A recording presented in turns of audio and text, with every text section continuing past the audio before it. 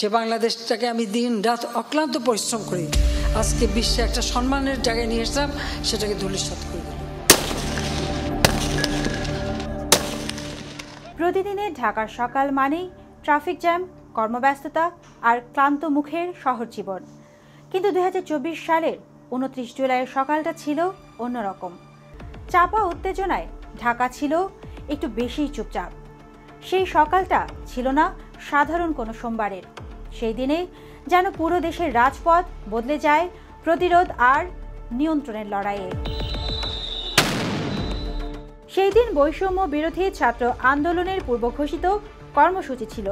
শিক্ষার্থীরা 9 দফা দাবি নিয়ে রাস্তায় নামার ঘোষণা দিয়েছিল আগেই। ঢাকা, চট্টগ্রাম, কুমিল্লা, কুষ্টিয়া, বরিশাল প্রায় প্রতিটি শহরে সকাল থেকেই আইন শৃঙ্খলা রক্ষাকারী বাহিনীর অবস্থান ছিল চোখে পড়ার মতো। এমনকি কিছু জায়গায় ভোরেই সংগঠকদের গ্রেপ্তারের খবর আসে। ঢাকায় শাহবাগ, মিরপুর, মোহাম্মদপুর, বেইলি রোড এবং তেজগাঁওয়ে শিক্ষার্থীরা মিছিলের প্রস্তুতি নিচ্ছিলেন। কিন্তু শুরুতেই তাদের মুখোমুখি হতে হয় বাধার।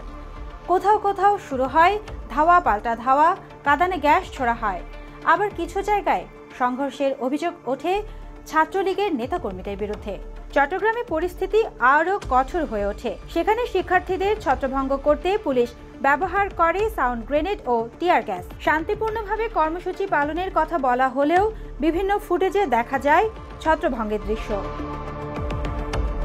সবচেয়ে ভয়াবহ ঘটনা ঘটে কুমিল্লায়।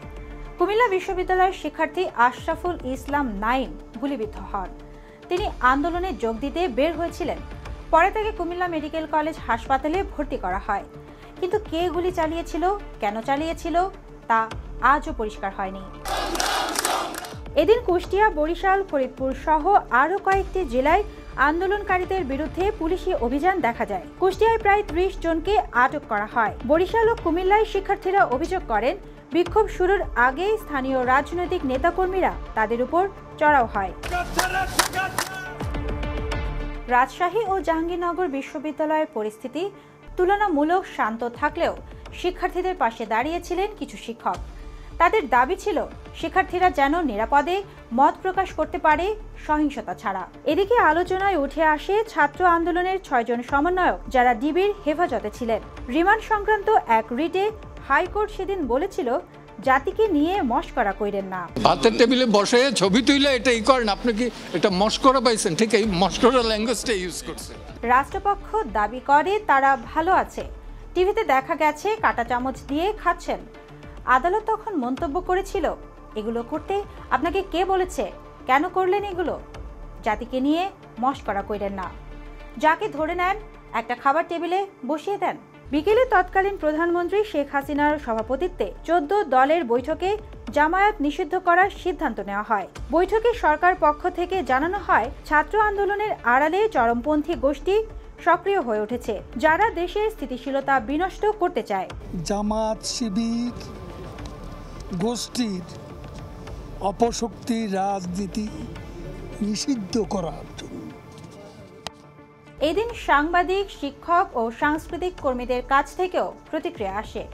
109 জন সাংবাদিক এক বিবৃতিতে রিমান্ডের নির্যাতনের অভিযোগের বিষয়ে উদ্বেগ জানান। 45 জন শিক্ষক, লেখক শান্তিপূর্ণ আন্দোলনের অধিকারের পক্ষে কথা বলেন। সরকারের পক্ষ থেকে 30 জুলাই রাষ্ট্রীয় শোক পালনের ঘোষণা এলে কিছু আন্দোলনকারী তা প্রত্যাখ্যান করেন। এর বদলে তারা বলেছিল শোক নয়, তাদের প্রতিবাদের ভাষা ভিন্ন। পরদিন শিক্ষার্থীরা ঐক্যবদ্ধভাবে লাল কাপড় মুখে ও চোখে বেঁধে ছবি তোলা এবং অনলাইনে প্রচার কর্মসূচির ঘোষণা দিয়েছিল। 1 বছর পর পেছনে তাকালে বোঝা যায় 29 জুলাই কেবল একদিনের আন্দোলন ছিল না, তা ছিল একটি বড় সামাজিক প্রশ্নের বহিঃপ্রকাশ, ছিল রাষ্ট্রীয় প্রতিক্রিয়ার একটি দলিল। কোথাও নিপীড়ন, কোথাও প্রতিবাদ। এই মিশ্র অভিজ্ঞতায় হয়তো আগামী দিনের ইতিহাস লিখবে। সুবর্ণা মেহজাবিন, দেশকাল নিউজ।